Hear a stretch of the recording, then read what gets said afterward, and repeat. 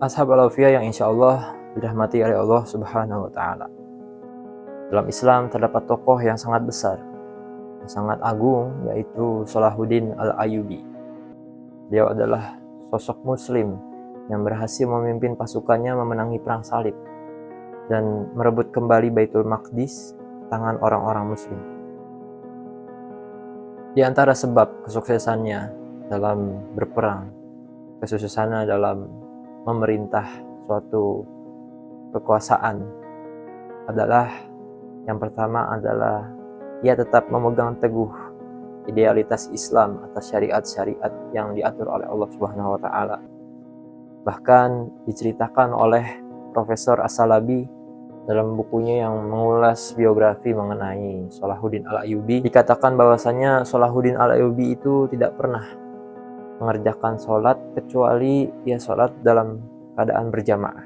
Selain dalam menegakkan syariat Islam, Salahuddin al-Ayyubi dalam kesuksesannya memimpin negara dan juga dalam kesuksesannya membina dan membangun Islam, ia selalu menjaga kepercayaan dan juga menjaga kesetiaannya terhadap Islam dan juga terhadap negara serta terhadap rakyatnya. Diceritakan oleh Profesor As-Salabi bahwasanya Salahuddin al-Ayyubi suatu ketika setelah ia berhasil merebut Baitul Maqdis, terdapat seorang uskup. Uskup ini memiliki harta yang sangat banyak. Hartanya sangat berlimpah, bahkan dikatakan jumlah totalnya itu sendiri hanya Salahuddin al-Ayyubi dan Allah saja yang tahu. Suatu ketika rakyat-rakyat dan seluruh pejabat berembuk mengenai mengambil harta dari uskup yang pada saat itu sudah kalah berperang dengan Salahuddin al-Ayyubi dengan Islam. Rakyat-rakyat dan pejabat-pejabatnya bilang bahwasanya ambil saja semua harta dari uskup tersebut dan digunakan untuk kemaslahatan umat dan kemajuan dari negara Islam tersebut. Namun Salahuddin al-Ayyubi menolak.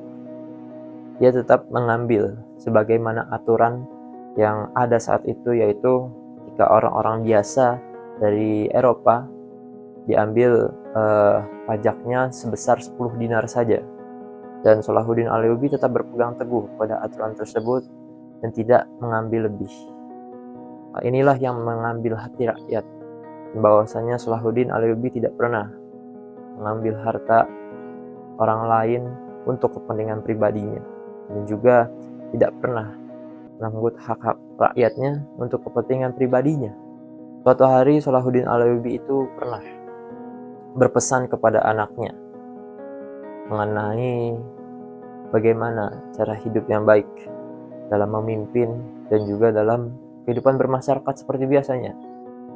Salahuddin al-Ayyubi menekankan beberapa poin penting.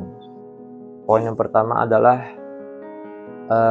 ia berkata atau bercerita kepada anaknya bahwasanya hendaknya anaknya itu harus tetap menjaga idealitas Islam berupa syariat, akidah, dan yang lainnya di tengah tantangan-tantangan duniawi. Yang kedua, poin yang kedua, Salahuddin al-Ayyubi menekankan pentingnya menjaga perasaan orang lain, karena bahwasanya menjaga perasaan orang lain itu adalah salah satu fondasi dari kemaslahatan dan juga dari suksesnya suatu pemerintahan, khususnya perasaan rakyatnya. Dan Salahuddin menekankan untuk menghentikan pertumpahan darah, karena bahwasanya pertumpahan darah itu tidak menyelesaikan apapun. Dan juga Salahuddin al-Ayyubi itu menekankan menghilangkan dendam pribadi atau dendam yang secara kelompok dalam tubuh Islam, karena bahwasanya Salahuddin al-Ayyubi mengatakan bahwasanya dendam itu tidak menyelesaikan apapun, karena semuanya akanlah mati.